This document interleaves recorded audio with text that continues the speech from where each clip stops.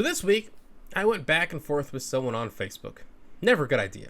But if you are on Facebook or YouTube or Twitter, follow me, Citizen Pete 101 on Facebook and Twitter. And hey, if you're on YouTube, you're probably following me already. But if not, do me a favor and subscribe. So I was talking about Trump and the Republicans and their failure on the COVID response. And I was accused of politicizing the virus, which is a interesting kind of attack. But okay, that's what I said. Politicizing the virus. But let's be honest, containing the pandemic really was Trump's biggest failure. And there are 400,000 now dead Americans who would absolutely agree with me on that point. And I think we're only just starting to learn just how really big of a failure this was and how it was a failure of Trump's own creation. You know, whenever you'd watch Trump talk about the pandemic, it always seemed like he didn't really know what he was talking about. Take a look at some of these charts. I'd love to. We're going to look. Let's look. And if you look at death, Yeah. Started to go up here's again. one. Well, right here, the United States is lowest in numerous categories. We're lower than the world. Lower than We're the lower world? than What is that? Europe. In Take a what? look. In what? Take a look. Right here. Here's case death.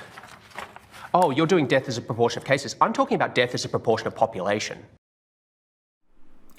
So at first I thought, it was all Trump's doing to change the charts like he did with the Sharpie back in the day. But now I'm not so sure. I know that someone out there or someone inside was creating a parallel set of data and graphics that were shown to the president. I know what I sent up, and I know that what was in his hands was different from that. Who was doing that? To this day, I don't know.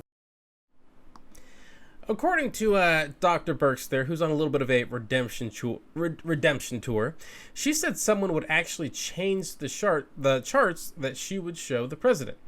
And she's not the only doctor on the former president's team. That seems like he really couldn't get information out. Can you talk a little bit about how you feel kind of released from what you had been doing for the last year? Yeah, but you said I was joking about it. I was very serious about it. I wasn't joking.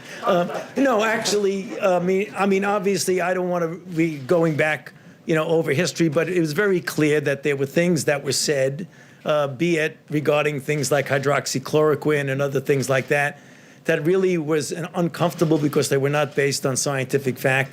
I can tell you, I take no pleasure at all in being in a situation of contradicting the president. So it was really something that you didn't feel that you could actually say something and there wouldn't be any repercussions about it.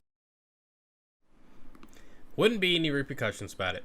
And now senators and Congress folks want to go on Fox News and the floor of the Capitol and say how they're being censored.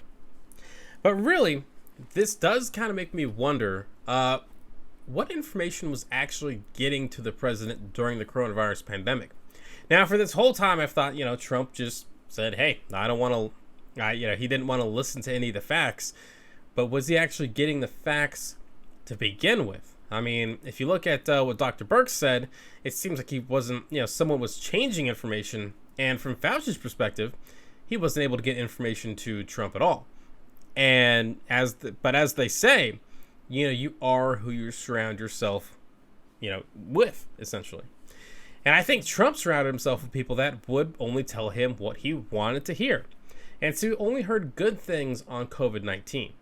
So it was either Trump's ego or maybe his refusal to accept bad news that essentially cost him his re-election.